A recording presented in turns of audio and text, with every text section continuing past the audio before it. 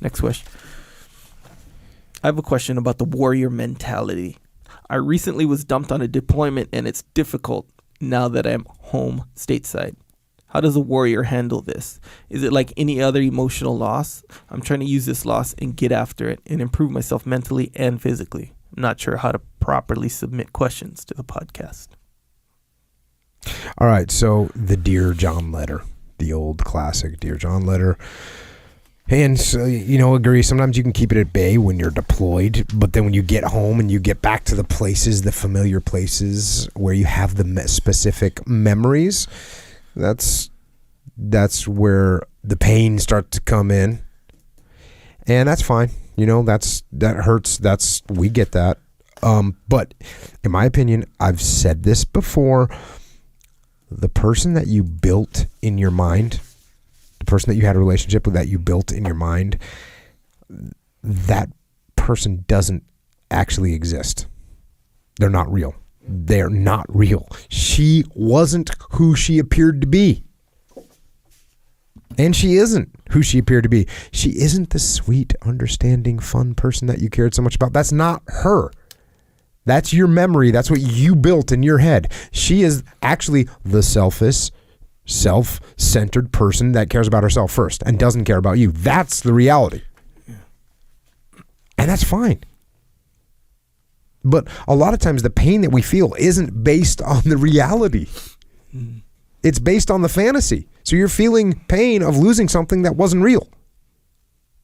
So let the fantasy go. Remember that she is not the perfect person that you built in your mind, period. She's not. Otherwise, we wouldn't be in this situation right now. And then move on, brother.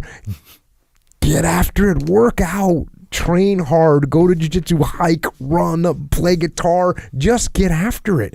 And those things, not only are going to distract you from the pain, which is good, they're going to improve you as a human being, which is good, and they're going to rebuild your confidence, which is good. They're going to make you feel good. They're going to make you stronger and smarter and better and put you into a place where you don't need that little made-up fantasy anymore. And they're going to put you in a place where you're going to find something better than the fantasy. Now, I'm going to tell you right now, the fantasies don't exist. The perfect girl or guy for you doesn't exist. They don't exist. So you're going to be out looking for someone that's good, but you're not going to find perfect. Don't get obsessed with finding perfect. If you find someone that's perfect, it's not true. Everyone's got their flaws. So that's what you have to do. And you will end up finding someone that's real. And I get it, man. I know you're going to have some moments down in the hole, as Alice in Chains put it.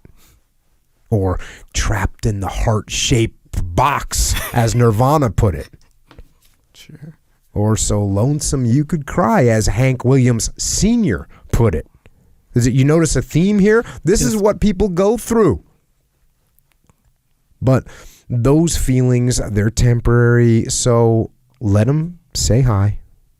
Let them hang around for a minute or for half an hour or an hour or whatever, and then kick them out. Kick those feelings out. Get them out of there and go do something else. Take your mind away from those memories of fantasies and build some good memories that are real. And yeah, you know what? You can use your anger and your frustration to fuel positivity for sure. I spent much of my youth doing that very thing for sure. All those breakups. Yeah, dang, I turned those things into fuel. Dang. And the other thing I'm telling you is if you take action with your body, your mind's going to follow. And pretty soon you'll be on to the next chapter and you can move beyond this bad fantasy chapter that you kind of got roped into. Man, freaking girls, man. They can get you every time if you let them. It's so hard to. I went through this so many times, because when I was an assistant platoon commander, a task unit commander, what I was doing, right? But more in the earlier phases, right? Because once I was a task unit commander, I was dealing with a lot less. Those problems that would come to me on a relationship level would be something big, divorce, custody of children, some kind of domestic violence scenario, like real things. But when I was younger and I was in a SEAL platoon, that's when you're dealing with guys going through the breakup with the girl and the messing with my head, man. Yeah, it's messing with my head, man. Yeah, of course. Every guy goes through that. Me, that's the way it is. You get that weird thing kicking around in there and you start getting crazy. And what's so funny is when you're on the outside of it, it's so like when you're in the heart-shaped box yourself, you just can't see anything else. It's just devastating. Yeah, and everyone that's looking at you is like, bro, let's just go to the bar tonight and you'll meet 17 new girls tonight. Yeah. But I like them back. That was my girl. That was my special girl. No, it's not. Yeah. I remember I kind of had this is kind of evil, but I had a kind of a standard response to guys when they'd say, hey, I broke up with Jennifer last night. I'd be like, oh, sweet, man, let's roll. I would always, and I even carried that, honestly, this is like not something I don't think I would do anymore, but even when guys would be like, hey, man, me and Jennifer are getting divorced, I'd be like, oh, right on, bro. Congrats. Let's rock and roll. I kind of, and part of it was just to kind of spin it like, guys, man, it's not the big deal. It's not that you don't just wallow in it. Yeah. Right? You're getting divorced. Okay. Here's what you need to do. Here's how you maneuver. But what are you going to do? You're going to get dragged down by that into that mire, or are you going to, salvage what you can of your life and let's move on. Let's rock and roll. Yeah. So that's, again, it might be a little harsh. I don't know that I would still have that react. Maybe if I was still in the dreams. And 99. I had one guy that. I probably said that to, we have a high divorce rate in the SEAL teams. Yeah. It's like an 85-90% divorce rate. So I've said this to quite a few individuals over the year. I only had one that ever kind of, was like, no, man, you don't get it. And I said, no, actually, I do get it. You don't get it. Yeah. And it always is a little rougher when there's kids involved and all that. So that would put another little horrible spin on it. But the bottom line is, that is a good attitude to have. Hey, broke up with my girl, right on. I'm glad I got out of this relationship before it developed into something where I did have hooks in me. Yep. Financial hooks, children. Yeah. All those things. Oh, I made it out scot-free. Oh, I'm getting divorced. Oh, you have any kids? No. Okay, rock and roll. Yeah. You got kids? Okay. Well, how's it going to go? What are you putting in line? So. Yeah. Definitely hard. Here's a question. Have you ever gotten your heart broken? Negative. You haven't, straight up. Even in Of course I have, bro. School. I was a boy. Boys get their heart broken. When? Tell me. Oh, Tell God. me.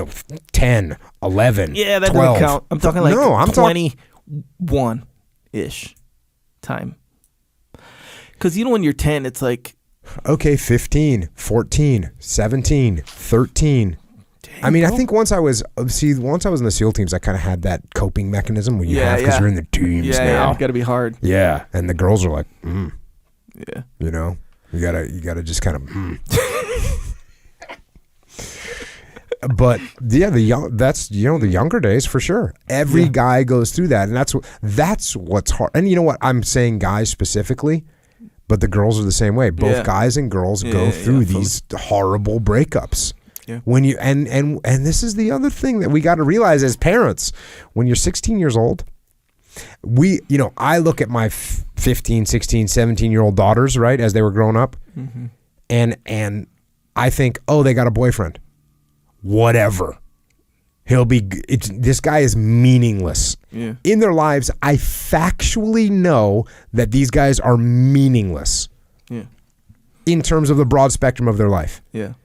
But guess what? When you're 15 years old and you got a boyfriend, that is your whole life. Yeah. And so when something goes sideways, I had to say, I had to remember that myself. When I saw my daughters distraught over something, I'd say, okay, here's what's going on. Yeah. This is her whole life. And I'd try to explain to him. Yeah.